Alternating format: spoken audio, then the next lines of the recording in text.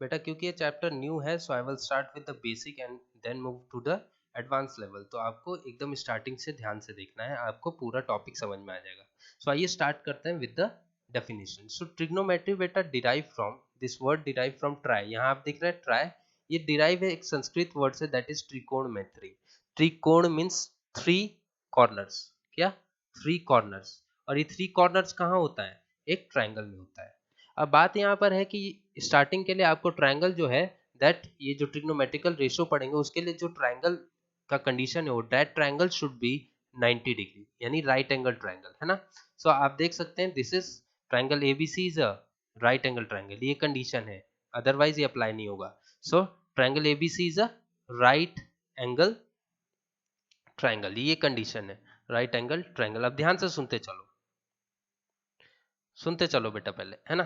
अब बात यहाँ पर करते हैं तो ट्रिग्नोमेट्री में एंगल, एंगल की अगर मैं बात करूं तो एंगल को हम लोग थीटा नाम देते हैं, क्या देते हैं, थीटा। और इसको रिप्रेजेंट कैसे करते हैं, इसको रिप्रेजेंट हम लोग इससे करते हैं, ठीक है। आप क्या बनाओगे, सर्कल टाइप से बनाओगे और बीच में एक line, this is theta, okay. So हम लोग इसको थीटा से रिप्रेजेंट करते हैं, गॉट इट। अभी थीटा जो एंगल है वो कहीं भी हो सकता है, बी तो 90 डिग्री है ये श्योर है, यानी थीटा की वैल्यू यहाँ पर 90 डिग्री है। अब एज्यूम करो कि मैंने ये सी एंगल लिया, एंगल सी का नाम मैंने अगेन बोला कि थीटा से रिप्रेजेंट करते हैं एंगल को, तो थीटा ले लिया, ठीक है। ये राइट एंगल ट्राइंगल है, ठीक है। अब यहाँ पर एक चीज समझो कि राइट एंगल ट्राइंगल में परपेंडिकुलर, हाइपोटेन्यूज और बेस कैसे हम लोग देखेंगे। तो देखो बेटा थीटा हमने जहां भी एज्यूम किया, चाहे ए के पास करो चाहे सी के पास करो, अकॉर्डिंग टू क्वेश्चन चेंज होते रहेगा वो, जैसे जैसे हम क्वेश्चन करेंगे ज्यादा समझ में आएगा। देखो थीटा के जो सामने वाला, जस्ट थीटा एंगल के सामने वाला जो साइड है दैट इज ए बी, ये क्या है आपका, ये आपका बेटा परपेंडिकुलर है, क्या है, परपेंडिकुलर। बात समझ में आई, यहाँ पर क्या है, परपेंडिकुलर। और अगर मैं कहूं कि आपको ये पता है कि ये हमेशा क्या होता है, हाइपोटेनस, क्या होता है, हाइपोटेनस, ये चीज तो सबको पता है। तो तीसरा जो रिमेनिंग होगा बेटा उसको हम क्या बोलेंगे, बेस। अगर मैं कहूं कि यही थीटा अगर ए के पास होता, अगर थीटा ए के पास होता यही, तो परपेंडिकुलर क्या बन जाता, ए के सामने वाला। हालांकि अभी नहीं लिया हूं, लेकिन मैं आइडिया दे दे रहा हूं इसी ट्रायंगल में कि अगर ए के पास थीटा होता तो बीसी विल बिकम परपेंडिकुलर, और ए बी जो होता वो बेस बन जाता, और हाइपोटेन्यूज तो हमेशा से ये रहेगा। क्योंकि थीटा अभी सी पर है तो परपेंडिकुलर हमारा ए बी है और बेस बी सी है। अब ध्यान से सुनो, हमारे पास बेटा 6 ट्रिग्नोमेट्रिक रेशियोज है। रेशियोज क्या होते हैं मैं बताता हूँ, 6 ट्रिग्नोमेट्रिक रेशियो, ट्रिग्नोमेट्रिक रेशियोज, ठीक है।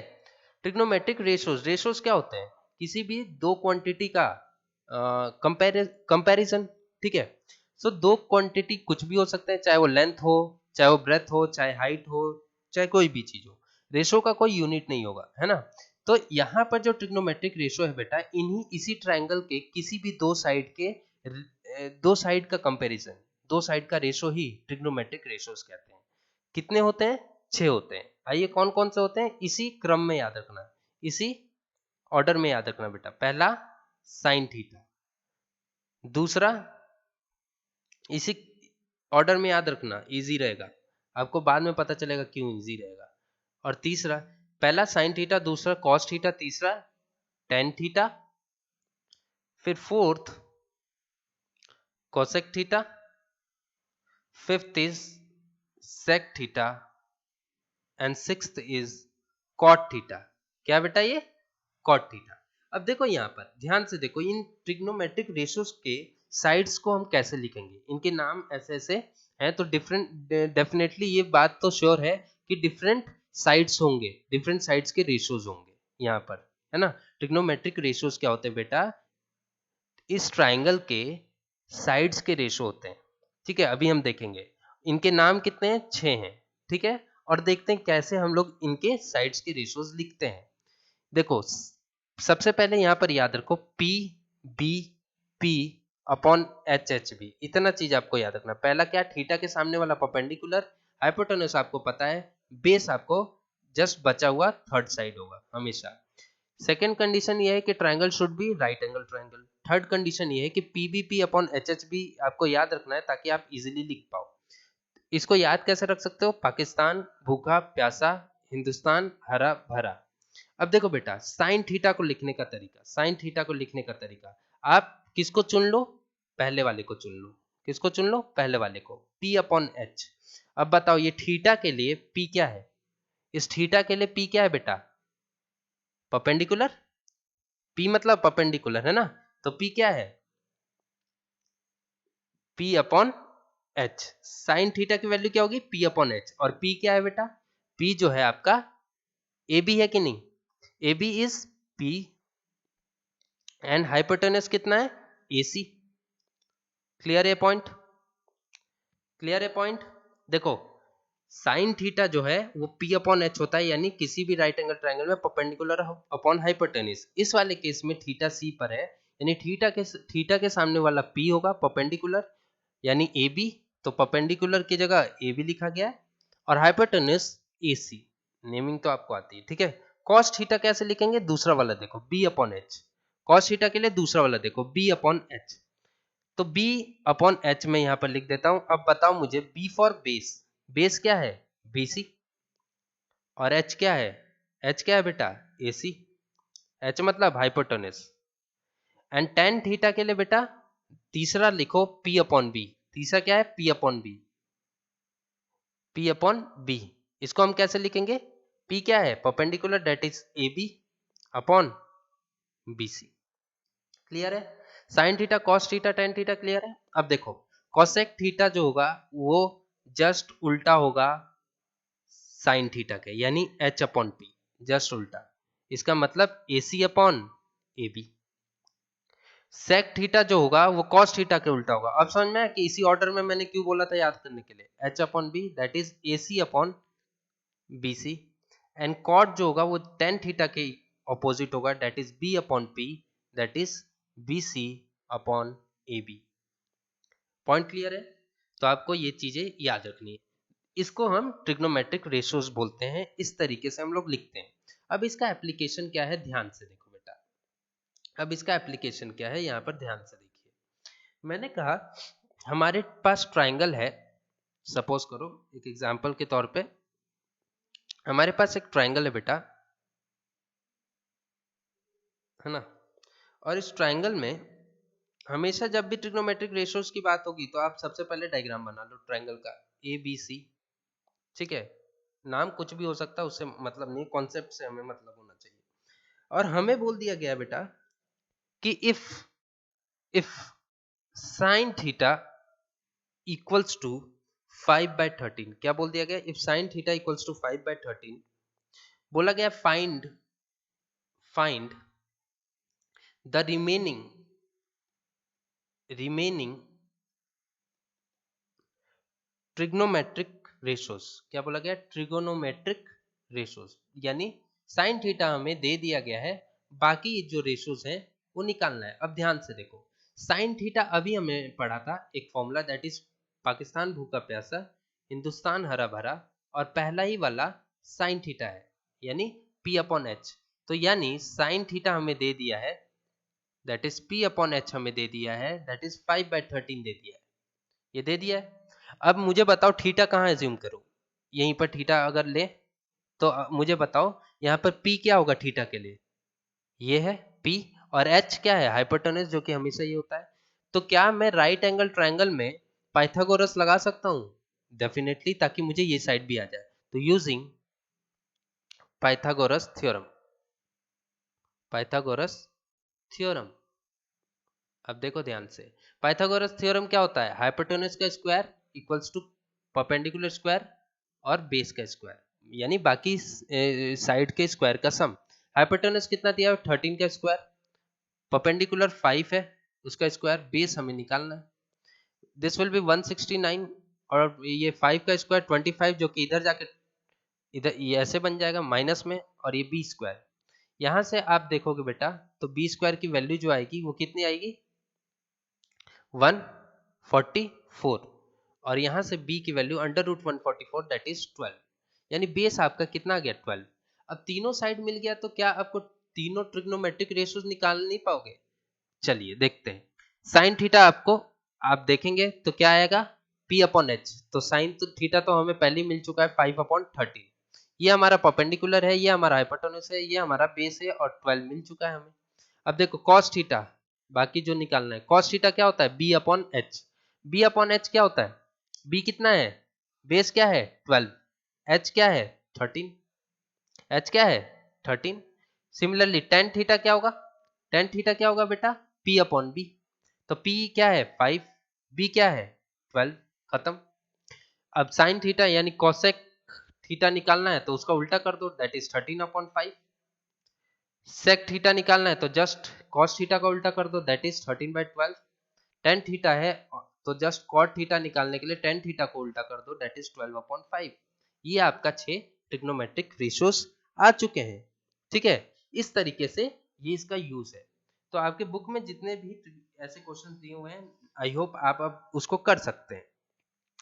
उसके साथ साथ बेटा अब थोड़ा सा कुछ जो बता रहा हूं उसको भी याद रखना है। ध्यान से देखो, सबसे पहले एक ट्रिग्नोमेट्रिक टेबल्स होता है, उसको याद रखना। ठीक है, किसको याद रखना है, ट्रिग्नोमेट्रिक टेबल। देखते हैं कैसे, आगे बढ़ते हैं। सबसे पहले यहां पर मैं, क्योंकि चैप्टर का नाम ट्रिग्नोमेट्रिक आइडेंटिटी भी है, तो आइए उसको भी समझते हैं। Trigonometric identity, majorly trigonometric identity, सबसे ज्यादा यूज होने वाले आइडेंटिटी 3 है। पहला पहला देखो ध्यान से, साइन स्क्वायर, इसको याद रखना है बेटा, sine square theta plus cos square theta equals to 1 हमेशा। ठीक है, दूसरा 1 plus cot square theta equals to cosec square theta. ठीक है, ये सब रिलेशन है, ये समझो आइडेंटिटी मतलब ये रिलेशन, ये हमेशा सही होंगे। तीसरा 1 plus tan square theta equals to क्या, सेक स्क्वायर थीटा। इतना चीज आपको याद रखनी है। पहला क्या, ट्रिग्नोमेट्रिक रेशियोज, जिसका मैंने कॉन्सेप्ट दे दिया है, यानी ट्रिक भी बता दिया है। दूसरा ट्रिग्नोमेट्रिक आइडेंटिटी, जो कि मैंने बता दिया है। ठीक है, अब बात कर लेते हैं बेटा थोड़ा सा हम लोग टेबल, ट्रिग्नोमेट्रिक टेबल। ये 3 चीज आप कॉपी में लिखेंगे और उसके बाद याद करेंगे। ये रहा ट्रिग्नोमेट्रिक टेबल जिसको मैं प्रिपेयर करूंगा। ठीक है, ध्यान से देखना, यहां पर मैं लिख देता हूं रेशो। ठीक है, और किस किस चीज के लिए, 0 डिग्री के लिए, 30 डिग्री के लिए, यानी ये सब थीटा की वैल्यू है। 45 डिग्री के लिए, आप बुक में भी देख सकते हैं, बुक में अवेलेबल है। ठीक है, 90 डिग्री के लिए और 60 डिग्री के लिए। कौन कौन से ट्रिग्नोमेट्रिक रेशियोज हैं, जल्दी बताइए, साइन थीटा, कॉस थीटा, और ये सब प्रैक्टिस से आएगी बेटा। ये चीज एक बार में याद नहीं, याद कोशिश करते रहना, लेकिन जितना प्रैक्टिस करोगे उतना आपके सबकॉन्शियस माइंड में जाएगा। Cot theta, sec theta and cosec theta. ठीक है, अब ध्यान से देखो, या फिर अगर मैं कहूं यहां पर, क्योंकि पिछले ऑर्डर में मैंने वैसे ही समझाया था तो यहां भी समझ लो, फिर साइन का उल्टा कोसेक थीटा, रेसिप्रोकल कॉस का सेक एंड टेन का कॉट, इसी तरीके से समझो।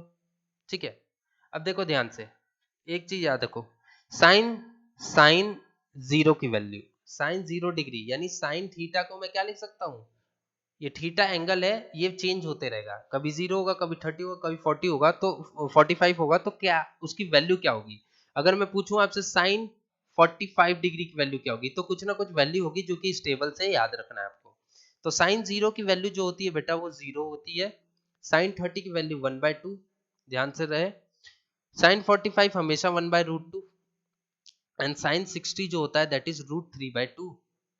साइन 91, सेकेंड जस्ट इसका उल्टा लिख दो, 1 इस फैशन में लिखो, तो 1 पहले आया, फिर √3/2, फिर 1/√2, जैसे कि यहां पर है वैसे ही सिमिलर 1/√2, फिर ये आएगा 1/2 और फिर 0, यानी ये इधर ऑर्डर गया और इसके जस्ट अपोजिट उसके नीचे। अब tan थीटा क्या होता है, ध्यान से देखो, tan थीटा में इन दोनों नंबर को डिवाइड, ये तरीका बता रहा हूं, ये तरीका बता रहा हूं याद करने का। tan थीटा को हम एक और चीज से याद रखते हैं, that is sin theta upon cos theta, आगे हम देखेंगे। लेकिन इंपॉर्टेंट चीज है कि साइन थीटा की जो वैल्यू है और कॉस थीटा की वैल्यू अगर मैं डिवाइड कर दूं तो टेन थीटा आ जाएगा। इसका मतलब साइन थीटा की वैल्यू और कॉस थीटा की वैल्यू डिवाइड करो, 0/1 0/1 0। अब बताओ 1/2 अपॉन 1/2 अपॉन √3/2 डिवाइड कर रहे हैं, 2 से 2 गया, आ क्या गया 1/√3। ठीक है, 1/√2 डिवाइडेड बाय 1/√2 1। देखो यहाँ पर इसको भी डिवाइड करो, √3/2 अपॉन 1/2, 2 से 2 कैंसल, क्या बच गया √3। और 1/0, 1/0 क्या होता है, जीरो कभी भी डिनोमिनेटर में हो जाता है तो अनडिफाइंड हो जाता है, इसका मतलब क्या है अनडिफाइंड। क्या है अनडिफाइंड। अब ध्यान से देखो कोसेक किसका है, कोसेक क्या है साइन थीटा का जस्ट उल्टा। तो इसका मतलब यहां पर देखो कोसेक क्या आ जाएगा, जीरो का ऑपोजिट। जीरो है आपके पास, ध्यान से देखो बेटा, जीरो आपके पास है कोई नंबर, यहां पे ही मिटा के कर लेते हैं। देखो मैंने कहा साइन थीटा की वैल्यू क्या है जीरो, साइन जीरो की वैल्यू क्या है जीरो, और आपको कॉसेक जीरो की वैल्यू निकालनी है, कॉसेक जीरो की वैल्यू। ठीक है, तो साइन जीरो की वैल्यू एक बार और लिख देता हूं ताकि आप कंफ्यूज ना हो। ठीक है, साइन जीरो की वैल्यू, इसमें थीटा की वैल्यू जीरो है ना, साइन जीरो की वैल्यू बेटा जीरो है और कोसेक जीरो की वैल्यू निकालनी है। ठीक है, तो देखो साइन जीरो की वैल्यू बेटा, जस्ट साइन जीरो की जो वैल्यू है कोसेक जीरो के लिए जस्ट उसका उल्टा, यानी जीरो को हम क्या लिख सकते हैं 0/1, और इसका उल्टा क्या होगा 1/0। इसका मतलब कोसेक जीरो की भी वैल्यू क्या होगी अनडिफाइंड। देखो ये ट्रिक है, और अगर आप याद कर पा रहे हो तो वेल एंड गुड। ठीक है, तो कोसेक की वैल्यू क्या हो जाएगी अगेन अनडिफाइंड। ठीक है, देखो साइन की वैल्यू 1/2 है, साइन 30 की वैल्यू 1/2, तो कोसेक 30 की वैल्यू क्या हो जाएगी जस्ट इसका उल्टा 2। क्या हो जाएगी 2। देखो 1/√2 है साइन 45, कोसेक का जस्ट उल्टा 1/√2 का रेसिप्रोकल क्या होगा √2, √3/2 का 2/√3, और 1 का तो 1 ही होगा, 1 का तो 1 ही होगा। सेक में देखो, सेक में कॉस का जस्ट रेसिप्रोकल करो, तो 1/1 का 1, √3/2 का 2/√3। ठीक है, रूट 1/√2 का √2, 1/2 का 2, एंड जीरो का क्या हो जाएगा अगेन 1/0, दैट इज अनडिफाइंड। और कॉट में आप क्या करोगे 10 का उल्टा, तो 0/1 यानी कॉट जीरो क्या हो जाएगा, 0/1 को 1/0 लिखोगे तो this will again be undefined. ठीक है, 1/√3 का रेसिप्रोकल √3, 1 का 1, √3 का 1/√3, and this will be 0, this will be 0। तो ये आपको याद रखना है, बुक में भी अवेलेबल है, बुक में जो ऑर्डर मैंने दिया है उस हिसाब से नहीं, जस्ट लास्ट के 3 थोड़े इरेगुलर दिए हैं। अगर आपको नोट करना है तो यहाँ से कर सकते हो, और ये चीज याद करने का तरीका भी बता दिया। पहले वाले कॉलम को याद कर लो, पहले वाले रो को याद कर लो, दैट इज साइन थीटा की वैल्यू याद कर लो। कॉस थीटा के लिए जस्ट उसके रिवर्स में लिख लेना, है ना, पहले 1, फिर √3/2, फिर 1/√2, फिर 1/2 ऐसे। टेन थीटा के लिए इन दोनों को डिवाइड कर देना, यानी sine theta upon cos theta हर एक केस में, तो टेन थीटा आ जाएगा। कोसेक जस्ट साइन थीटा का रेसिप्रोकल होता है, सेक थीटा कॉस थीटा का रेसिप्रोकल होता है, टेन थीटा कॉट थीटा का रेसिप्रोकल होता है। ठीक है, इतना आप कॉन्सेप्ट अगर याद रख दिए तो ये चैप्टर खत्म। अब इस चैप्टर में कुछ है ही नहीं।